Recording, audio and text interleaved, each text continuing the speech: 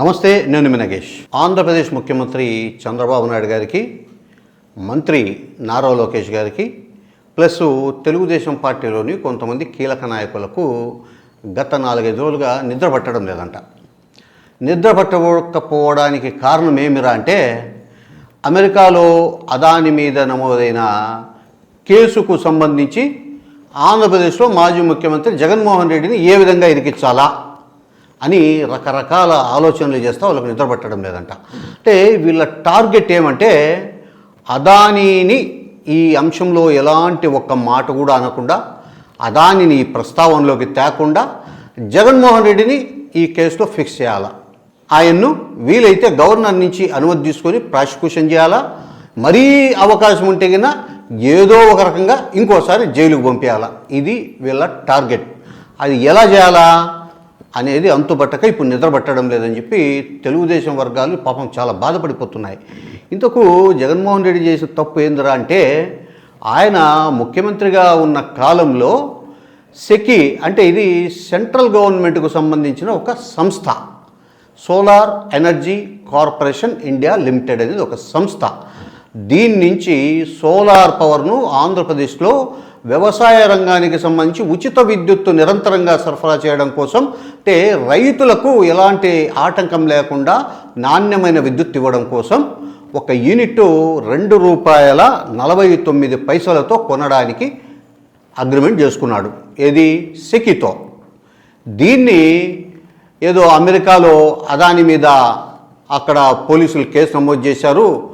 అక్కడి డబ్బును సమీకరించి అదాని అంటే పెట్టుబడులు తెచ్చి ఇక్కడ ఇండియాలో సంస్థలు నెలకొల్పి అక్కడి నుంచి వచ్చిన డబ్బుతో జగన్మోహన్ రెడ్డికి 1750 కోట్లు లంచాలు ఇచ్చారు అనేది ప్రూవ్ అయినట్లు, జగన్మోహన్ రెడ్డికి అదాని వచ్చి సూట్ కేసు డైరెక్ట్ అందజేసినట్లు ఇది ఒక 4-5 రోజులుగా తెలుగుదేశం పార్టీకి అనుకూలంగా ఉండే ఎల్లో మీడియాలో వాంచిడుస్తున్నారు.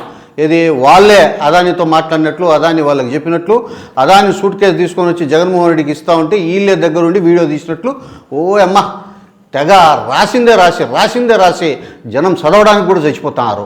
అయితే ఇందులో చంద్రబాబు నాయుడు గారు ముఖ్యమంత్రిగా ఉన్న 2014-19 కాలంలో ఇదే సెకీతో యూనిట్ సోలార్ పవర్ ₹5.90 ఎందుకు కొన్నారు అని ఈ ఎల్లో మీడియా ప్రశ్నించలేకపోతోంది.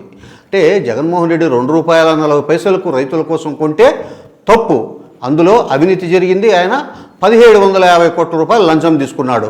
అదే చంద్రబాబు నాయుడు గారు యూనిట్ ఇదే సెకీ దగ్గర ₹5.90 కొంటే ఎలాంటి అవినీతి జరగలేదు, చాలా పారదర్శకంగా రాష్ట్ర అభివృద్ధి కోసం, రాష్ట్ర ప్రయోజనాల కోసం కొన్నాడు. ఇది ఎల్లో మీడియా చెబుతాండే కట్టుకథలు. మరి ఇదే ఎల్లో మీడియా ఈ ఏడాది గుజరాత్లో, గుజరాత్ ఇప్పుడు కూటమి, ఎన్డీఏ కూటమికి పెద్దన్నగా ఉన్న ప్రధానమంత్రి నరేంద్ర మోడీ గారి సొంత రాష్ట్రం గుజరాత్లో ఇదే విద్యుత్తు యూనిట్ వ్యయం ₹2.70 పెరిగింది. దీని గురించి అస్సలు మాట్లాడరు, ఒక్క మాట కాదు, ఒక్క లైన్ కూడా రాయరు. అలాంటప్పుడు జగన్మోహన్ రెడ్డి గారి హయాంలో యూనిట్ ₹2.49 కొంటే తప్పేంది, దీంట్లో అవినీతి జరిగింది.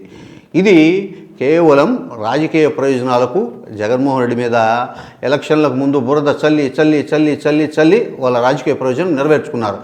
ఇక ఆయన పార్టీని కూడా జనం మర్చిపోయేలా చేయాలని ఒక కుట్రతో పార్టీలో ఉండే నాయకులు ఏదో జరిగిపోతుంది, ఇక్కడ ఉంటే మళ్ళీ మనకు రాజకీయ భవిష్యత్తు ఉంటుందో అని ఒక రకమైన భయానక వాతావరణంలో పడిపోయి ఆయన్ని వదిలేసిపోవాలని ఒక కుట్రతో దీన్ని కూడా అమెరికాల కేసును ఆంధ్రప్రదేశ్లో రాజకీయాలకు వాడుకునేదానికి బ్రహ్మాండమైన స్కెచ్ వేశారు.